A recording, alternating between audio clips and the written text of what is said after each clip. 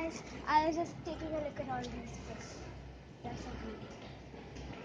But not as beautiful as the earth, don't you?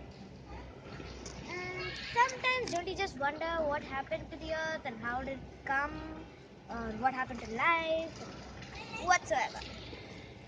I'm Anjana and today I'll be reviewing the book Letters from a Father to His Daughter. Anyways, I would like to wish you a very merry Children's Day. And this book is written by Jawaharlal Nehru himself. And you might be wondering, what is this book? So this book is actually like letters from a father to his daughter. Like Jawaharlal Nehru wrote it to Indira Gandhi. So get it, father to daughter. Now this is forwarded by Priyanka Gandhi Vadra, and I would like to read her forward so that you get a little bit more of an introduction.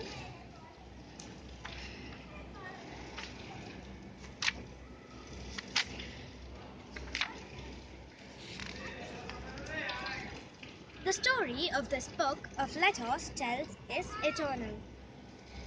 They were written by my great-grandfather to my daddy. So it says here that Priyanka Gandhi Vadra, Vadra's great-grandfather was Nehru ji and her grandmother was Indira Gandhi. So that just shows that it was written by Jawaharlal Nehru to Indira Gandhi. So if you didn't get it yet, you must have get it in the forward. Indira Gandhi. When she was a child, in them he introduces his daughter to the wonders of the world we live in. His understanding of history was so modern and liberal that this book remains as relevant today as it was then. I first read these letters in boarding school when I was 11 years old. That was a good 55 years after they were written. Yet they fascinated me. I returned home with 100 questions to ask my daddy.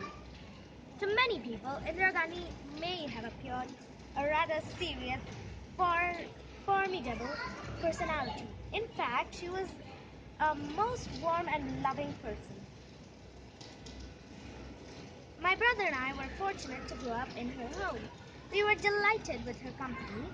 She was tremendous fun to be with, and she was a born teacher, waking our curiosity about all kinds of things and opening our minds. So that's what this book is about. Letters about the world, how it formed and what it's all about. So if you see here, Nehru ji says that there were no fairy tales, no written records or anything back then, but he took the rocks as a fairy tale like this.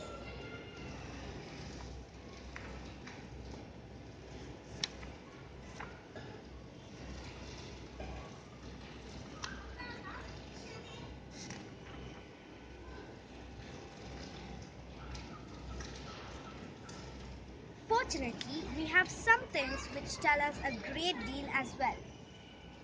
Almost as a book would. We have rocks and mountains and seas and stars and rivers and deserts and fossils of old animals. He says all these things are a fairy tale, are a story. So if you know the right way to read these, it would be an amazing fairy tale. That's what he wants to tell. These and other like things are our books for the Earth's early story. And the real way to understand this story is not merely to read about it in another people's book, but to go to the great book of nature itself. He means that don't just sit around and research. Go out to the field and get your hands dirty and start researching stuff out there. And go to nature itself and start asking questions to yourself and just expand. You will, I hope, soon begin to learn how to read this story from the rocks and mountains. Imagine how fascinating it is. It is indeed fascinating if you have known what volcanoes. If you know the story of sand, it's not just sand. It started off as a mountain, and then because of the weather, it became a boulder, then it became a rock, a pebble, and then that shiny, smooth sand that we see every day in the beach. little stone that you see lying on the road or on the mountainside. Maybe a little page in nature's book, or maybe able to tell you something if you only knew how to read it. To be able to read any language, Hindi or Urdu or English, you have to learn its alphabet. So also you must learn the alphabet of nature before you can read her story in her books of stone and rock. Even now, perhaps you know a little how to read this. If you see little round shiny pebble, does it tell you something? How did it get round and smooth and shiny without any corners or rough edges?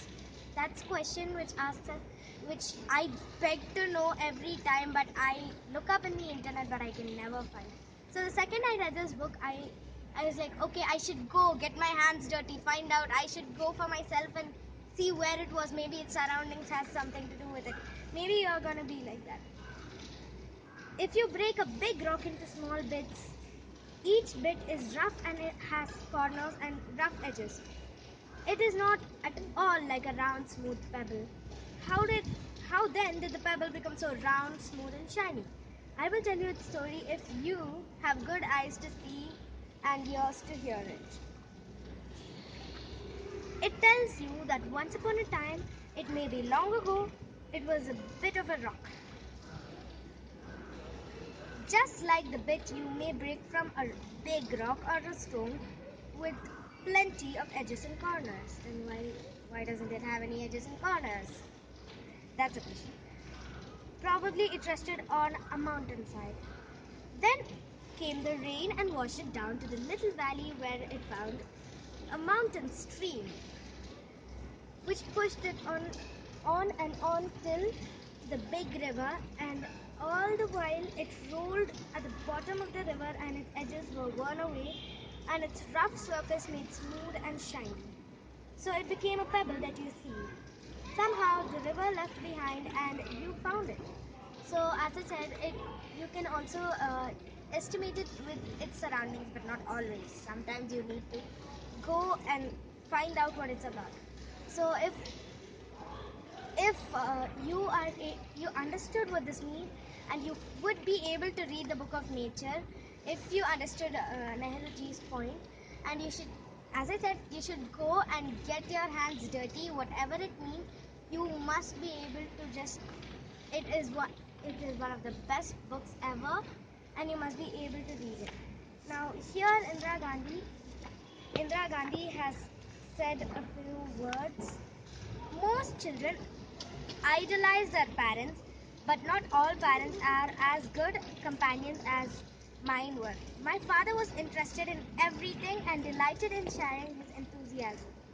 I was full of questions, and this enabled him to tell me about the world and the men and women who inhabited it, and who have moved others by their ideas and actions, and through literature and art.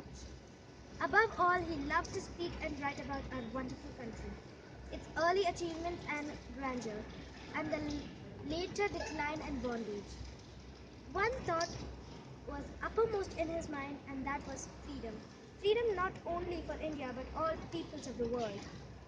The letters in this book, written when I was 8 or 9, deal with the beginnings of the earth and of man's awareness himself.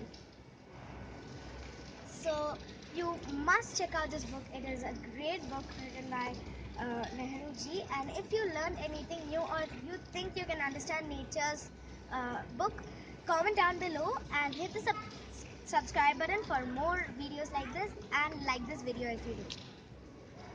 Thank you and bye bye.